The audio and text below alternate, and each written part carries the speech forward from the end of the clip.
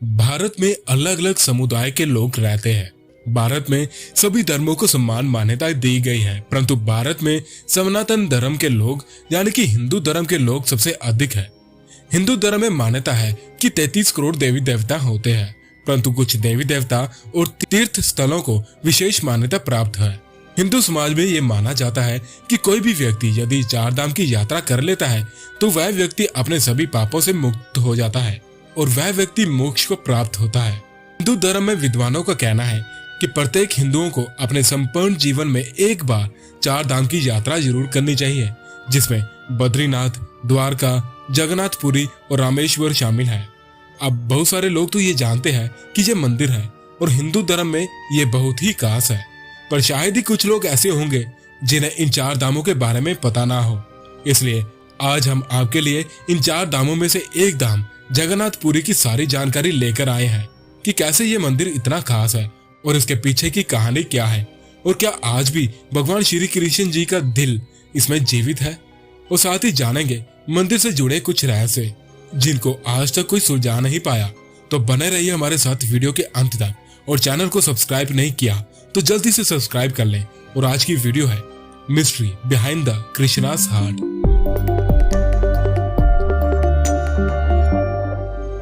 जगन्नाथ ओडिशा राज्य के समुद्री तट के नजदीक बसा है।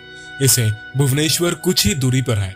इस मंदिर से हर वर्ष मंदिर के मुख्य देवता भगवान जगन्नाथ, उनके बड़े भ्राता बलभद्र और बहन सुभद्रा के विशाल रथों की शोभा यात्रा निकाली जाती है।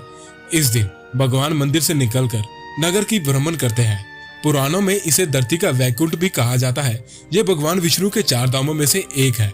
इसे श्री क्षेत्र, श्री पुरुषोत्तम क्षेत्र, शाक क्षेत्र, नीलांचल, नीलगिरी और श्री जगन्नाथपुरी भी कहते हैं। इस मंदिर का पहला प्रमाण सबसे पहले महाभारत के वन पर्व में मिला था, जिसके अनुसार एक दिन मालवा के तेजस्वी राजा इंद्रद्युम्न के सपने में भगवान जगन्नाथ आए थे।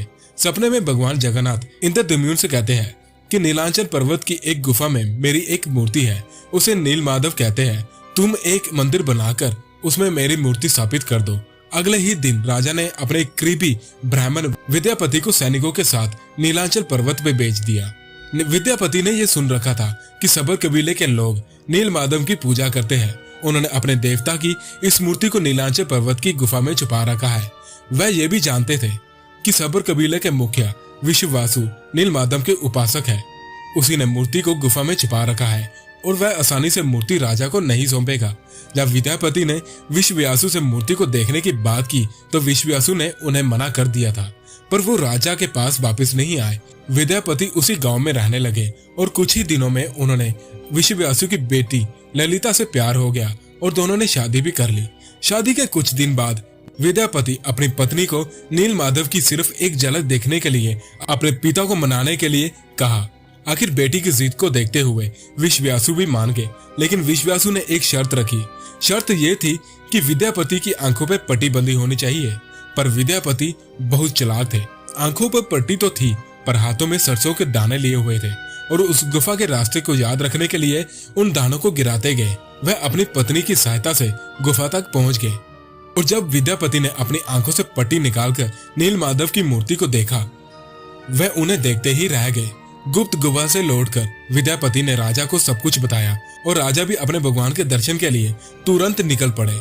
लेकिन जब राजा इंद्रद्युम्न विद्यापति के साथ गुफा पहुंचे तो उन्हें वहां कुछ नहीं दिखा। नील माधव अंतर्ध्यान हो चुके थे और राजा इंद्रद्युम्न नील माधव के बिना दर्शन किए ही वापस लौट आए और बहुत ही दुखी हो गए थे। पर उसी रात को भगवान श्री कृष्ण जी उनके सपने में आए। भगवान ने कहा कि तुम मेरी मूर्ति बनाने के लिए समुद्र में तैर रहे पेड़ का बड़ा टुकड़ा उठाकर लाओ, जो कि द्वारका से समुद्र में तैरकर पूरी आ रहा है। राजा के सेवकों ने भी उस पेड़ के टुकड़े को ढूंढ लिया, लेकिन सब लोग मिलकर भी उस पेड़ को नहीं उठा पाए। तब राजा को समझ आया कि इस समस्या से नील माधव के अनन्य भक्त सब्र कबीले के मुखिया विश्ववासु की सहायता लेनी पड़ेगी। सब उस वक्त हैरान रह गए जब विश्ववासु अकेले भारी भरकम लकड़ी को उठाकर मंदिर तक ले आए। इसके बाद बारी आई लकड़ी से भगवान की मूर्ति गढ़ने की, लेकिन नगर के सभी कारीगरों की लाख कोशिशों के बाद भी लकड़ी को कोई तराश नहीं पाया। इसके बाद एक बूढ़े कारीगर के वेश में भगवान विश्वकर्मा प्रकट हुए।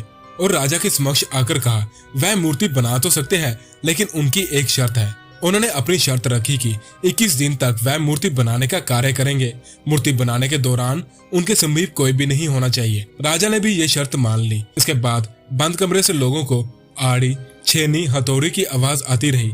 इसी बीच राजा की पत्नी गुडीचा भी बंद कमरे के निकट पहुंची, लेकिन गुडीचा को कोई भी आवाज सुनाई नहीं दी। गुडीचा का ये आशंका हुई कि क्या कारीगर मर तो नहीं गया। रानी ने यह बात राजा को सुनाई कि अंदर से कोई आवाज नहीं आ रही, तो राजा को भी ऐसा ही लगा। सभी शर्तों और चेतावनियों को दरकिनार करते हुए राजा ने कमरे का दरवाजा खोलने का आदेश दिया।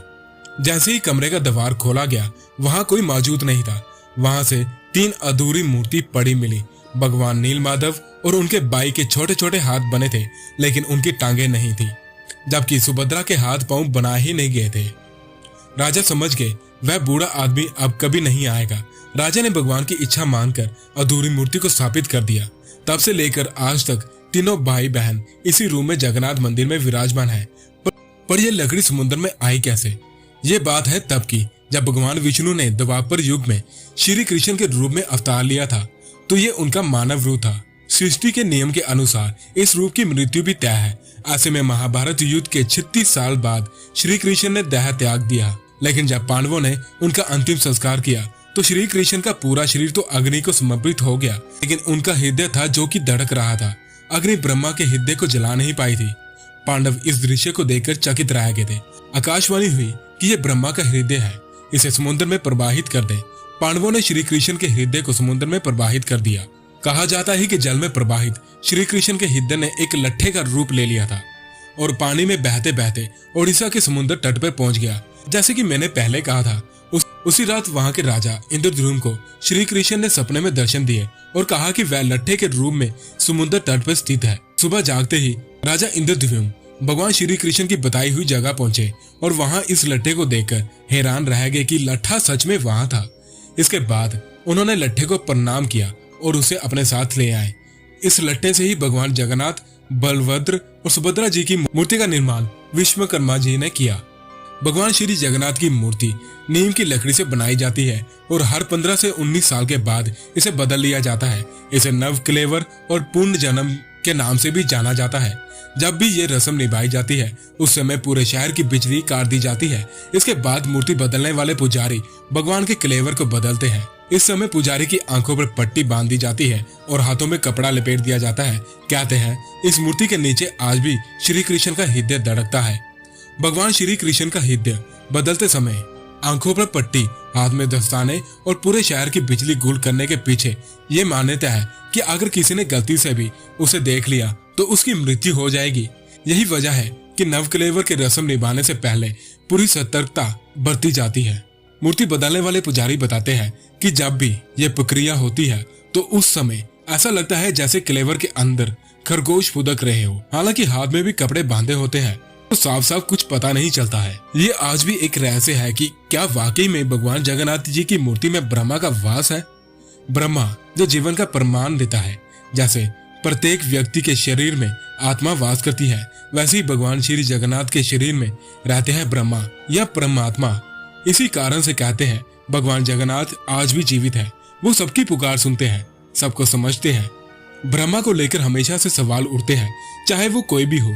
हर कोई इस चीज को जानना चाहता है, लेकिन आपको बता दूं, आज तक कोई भी इसे नहीं जान पाया।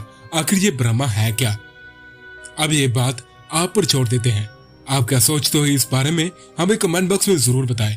मिलते हैं अगली वीडियो में, तब तक के लिए चैनल को सब्सक्राइब जरूर करें। जय श्री कृष्ण।